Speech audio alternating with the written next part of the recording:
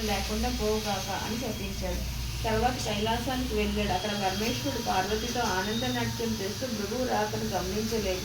దానితో భృగు మహర్షి కోపావిష్టుడే, మహేశ్వర, నువ్వు నాట్య విలాసాలలో మునిగి తపస్సాలిన అతిథిని అయిన నన్ను నిర్లక్ష్యం చేశావు కనుక భూలోకంలో నీకు లింగ రూపంలోనే కానీ నిజ రూపంలో ఆరాధన జరుపుకుంటూ కాక అని శపించాడు. ఆ తర్వాత విష్ణులోకానికి వచ్చాడు. మాధవుడు పాంపు మీద పరుడు తనకు పాదసేవ చేస్తున్న లక్ష్మీదేవితో సరస సల్లాపాలు ఆడుతున్నాడు. మునిరాకను గమనించలేదు. భృగువు వెళ్ళి అతిథిగా వచ్చిన నన్ను అవమానిస్తావా అంటూ విష్ణుమూర్తి గుండెల మీద తన్నినాడు. ఒకసారిగా లోకాలన్నీ కంపించాయి.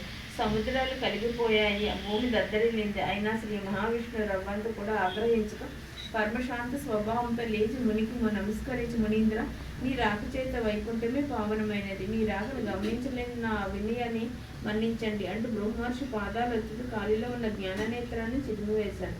భృగు మహర్షికి గర్వభంగమైనది. విష్ణుమూర్తికి నమస్కరించి, ఓ దేవదేవ, మీ వంటి సత్యగుణ సంపన్నులు 14 లోకాలను లేరు.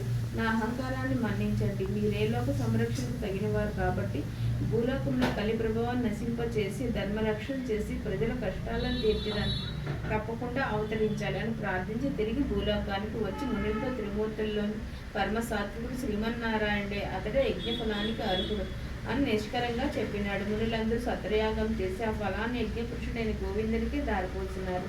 అక్కడ వైకుంఠంలో లక్ష్మీదేవికి కోపం వచ్చిన శ్రీహరి వక్షస్థలమే తన నివాసం. ఆ వక్షస్థలాన్ని ఒక ముని కాలితో తన్నినాడు. అందుకు శ్రీహరి కోపించగా ఆయనకు చాలా మర్యాదలు చేసినాడు. భర్తయే తనను గౌరవించలేదు. అందుకే లక్ష్మి కోపం వచ్చింది. భూలోకానికి ప్రయాణమైనది.